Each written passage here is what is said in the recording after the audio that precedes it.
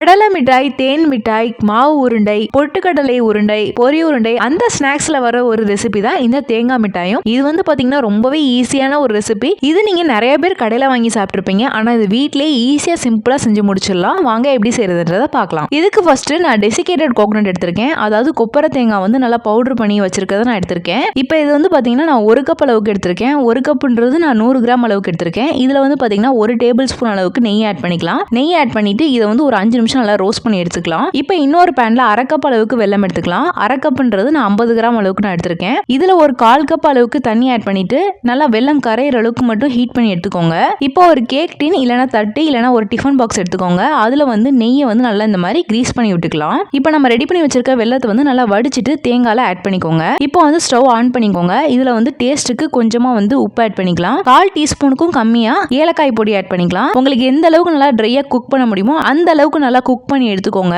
தேங்காய் வந்து பாத்தீங்கன்னா நல்லா ட்ரை ஆகி வந்துருச்சு. இப்போ நம்ம ஸ்டவ் ஆஃப் பண்ணிக்கலாம். இப்போ அந்த ஹீட்லயே வந்து நம்ம ரெடி பண்ணி வச்சிருக்க கேக் டின்ல வந்து ஆட் பண்ணிக்கலாம். ஆட் பண்ணிட்டு இந்த மாதிரி ஸ்பூன் வச்சு நல்லா பிரஸ் பண்ணி விட்டுக்கோங்க. இதுல வந்து உங்களுக்கு தேவையான நட்ஸ் அண்ட் ட்ரை ஃப்ரூட்ஸ் வந்து மேல டெக்கரேஷனுக்கு ஆட் பண்ணிக்கலாம். இது வந்து பாத்தீங்கன்னா ஒரு மணி நேரத்துல நல்லா செட் ஆயிரும். இப்போ இது வந்து பாத்தீங்கன்னா நான் ஒரு 2 மணி நேரம் கழிச்சு நான் எடுத்திருக்கேன். இப்போ ஒரு கத்தியில நெய்யை நல்லா கிரீஸ் பண்ணிட்டு நல்லா பீஸ் போட்டுக்கலாம். நான் வந்து ஸ்கொயர் ஷேப்ல கட் பண்ணிருக்கேன். இதே மாதிரி சின்ன சின்ன பீசஸா கட் பண்ணி எடுத்துட்டீங்கன்னா சூப்பரான தேங்காய் மிட்டாய் வீட்லயே ரெடி ஆயிரும்.